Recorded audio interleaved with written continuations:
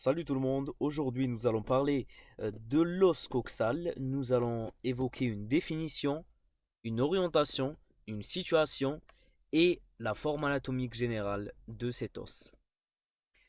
Pour la définition, il s'agit d'un os qui est plat, avec donc deux faces et quatre bords. Il va être hélicoïdal sous forme d'hélice. Il va être pair et asymétrique. On aura donc deux os coxaux dans notre squelette. Alors, pour ces articulations, nous avons tout d'abord l'articulation avec le sacrum via sa surface auriculaire qu'on va voir plus en détail plus tard. Nous aurons aussi une articulation avec le fémur via une cavité qu'on appelle la cavité acétabulaire de l'os coxal. Et finalement, nous aurons une articulation entre les deux os coxaux formant la symphyse pubienne. Donc, entre le pubis de l'os iliaque gauche et le pubis de l'os iliaque droit. Alors, quand je vous dis pubis, il faut savoir que l'os coxal correspond à la soudure de trois os primitifs, de l'ilium, de l'ischium et du pubis. Ces trois os vont former chez l'enfant le cartilage en Y qui sera centré au niveau de la cavité acétabulaire. Donc à ce niveau-là. Passons maintenant à l'orientation. Pour orienter cet os, c'est très simple. Nous aurons ce foramen obturé toujours en bas, cette cavité acétabulaire toujours en dehors du côté latéral. Et si on jette un coup d'œil à la partie postérieure, nous aurons une grande échancrure qui sera toujours vers l'arrière. Donc l'orientation de cet os est comme ceci. Alors, cet os va présenter deux faces. Nous aurons une face latérale et une face médiale. Sachant que la face médiale va regarder à l'intérieur du bassin osseux. Pour la face latérale, elle aura trois zones. Une zone supérieure, une zone moyenne et une zone inférieure. La zone supérieure va correspondre à la fosse iliaque externe et va posséder deux lignes semi-circulaires qu'on appelle les lignes glutéales. Nous avons la ligne glutéale postérieure et la ligne glutéale antérieure. Ces deux lignes vont diviser cette fosse en trois segments. Le premier segment qui va être du côté postérieur de l'os si on l'oriente comme on le voit d'une vue antérieure, qui est le segment postérieur, puis le segment moyen et finalement le segment antérieur. Le segment postérieur va servir d'insertion pour le muscle grand fessier en général et aussi du ligament sacrotubéral qu'on appelle le grand ligament sciatique. Le segment moyen pour le moyen fessier et finalement le segment antérieur pour le petit fessier. Il y a une gouttière importante qui va limiter le bord inférieur de cette zone supérieure qui correspond à la gouttière sus-cotyloïdienne. Cette gouttière sus-cotyloïdienne va être juste au-dessus du cotyloïde. C'est quoi le cotyloïde? Eh bien le cotyloïde, c'est cette cavité acétabulaire, donc c'est un autre nom pour cette cavité acétabulaire. Alors cette gouttière sus-cotyloïde est très importante car elle va correspondre à l'insertion d'un des deux tendons du droit fémoral. D'accord. Donc nous allons voir le deuxième tendon où est-ce qu'il s'insère plus tard. Donc il faut savoir que le premier tendon il va s'insérer au niveau de cette face latérale, au niveau de cette gouttière sus-cotyloïdienne. Pour rappel, le droit fémoral est l'un des quatre chefs du quadriceps. Maintenant, nous allons parler de cette zone moyenne.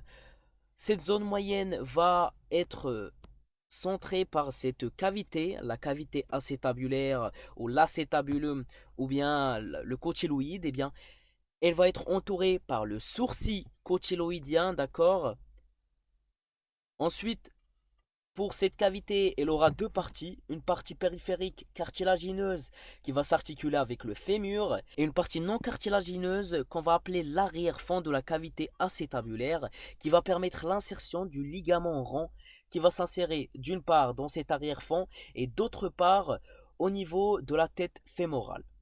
Maintenant, parlant de cette zone inférieure, elle aura en grande partie ce trou qu'on appelle le trou obturateur, qui sera délimité tout d'abord par cette lame ici qu'on appelle la lame quadrilatère, par la branche horizontale du pubis, par la branche ascendante et descendante du pubis, par la branche ischio-pubienne, mais aussi par la branche descendante et ascendante de l'ischion.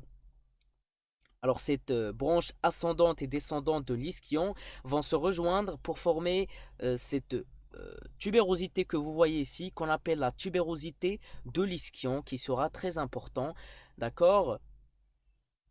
Alors, voilà pour cette face latérale. Maintenant, nous allons parler de cette face médiale qui va regarder à l'intérieur de la ceinture pelvienne. Elle va posséder une ligne arquée que vous voyez ici, qui va être nommée la ligne arquée de l'ilium, d'accord? On l'appelle aussi la ligne innominée.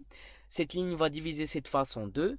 Nous aurons tout d'abord dans la partie supérieure, d'avant en arrière, tout d'abord la fosse iliaque interne, où va s'insérer le muscle iliaque. Puis nous aurons cette surface articulaire qu'on appelle la surface auriculaire pour l'articulation avec le sacrum. Et finalement, nous aurons la tubérosité iliaque. Ensuite, pour cette zone inférieure, nous avons rien de spécial à part qu'on va retrouver en bas le trou obturateur, mais qu'on va aussi retrouver, on va aussi trouver une grande surface qu'on appelle la surface quadrilatère, où va s'insérer le muscle obturateur interne. Alors voilà pour les deux faces. Maintenant parlons des bords. Nous aurons tout d'abord cette crête iliaque qui correspond au bord supérieur, qui sera disposée en S italique et qui va servir d'insertion pour plusieurs muscles. Tout d'abord dans sa partie antérieure pour les muscles de l'abdomen, notamment le muscle transverse, mais aussi les muscles obliques, que ce soit le grand oblique ou le petit. Et dans sa partie postérieure, il y aura insertion du muscle iliocostal, du carré des lombes et finalement du muscle grand dorsal. Parlons maintenant du bord antérieur, que vous voyez d'une vue antérieure, qui va posséder des épines et des échancrures. Alors nous aurons de haut en bas tout d'abord l'épine iliaque antéro-supérieure, puis l'épine iliaque antéro-inférieure. Entre les deux, on va retrouver l'échancrure interépineuse. Puis nous allons retrouver cette éminence ilio-pubienne, puis la surface pectinéale, d'accord, la surface pectinée. Puis nous allons retrouver l'épine du pubis et finalement l'angle du pubis, d'accord, pour former la symphyse pubienne avec le deuxième os coxal. Pour le bord postérieur, maintenant, nous aurons aussi de haut en bas l'épine iliaque postéro-supérieure, l'échancrure interépineuse, puis l'épine iliaque postéro-inférieure, et nous aurons cette grande échancrure qu'on appelle la grande incisure ischiatique, puis l'épine ischiatique et la petite échancrure ou la petite incisure ischiatique. D'accord? Donc ces deux échancrures ischiatiques vont être séparées par l'épine ischiatique. Et finalement, tout en bas, nous aurons cette tubérosité ischiatique. Alors, parlons maintenant du bord inférieur avant de parler des insertions musculaires de ces différents bords. Alors, ce bord inférieur s'étend du pubis à la tubérosité de l'ischion. Alors, elle va servir d'insertion pour des muscles, d'accord, notamment le muscle transverse du périnée, d'accord, mais aussi le muscle ischio-caverneux, d'accord, aussi le muscle grand adducteur, d'accord, donc il va y avoir une insertion musculaire importante au niveau de cette zone. Je ne vais pas rentrer en détail. Alors pour les insertions musculaires au niveau des autres os, des autres bords, nous avons évoqué les insertions musculaires du bord supérieur. Il nous reste le bord antérieur et le bord postérieur. Tout d'abord, pour le bord antérieur, au niveau de l'épine iliaque antéro-supérieur, il y aura l'insertion d'un ligament très important qui va s'étendre de cette épine iliaque antéro-supérieure à l'épine du pubis, d'accord, qui sera le ligament inguinal. On va parler de ce ligament inguinal dans une autre vidéo, je vous invite à la voir. Maintenant, il y aura aussi insertion du muscle tenseur du fascia lata, mais aussi du muscle sartorius, ou bien on l'appelle aussi le muscle couturier anciennement.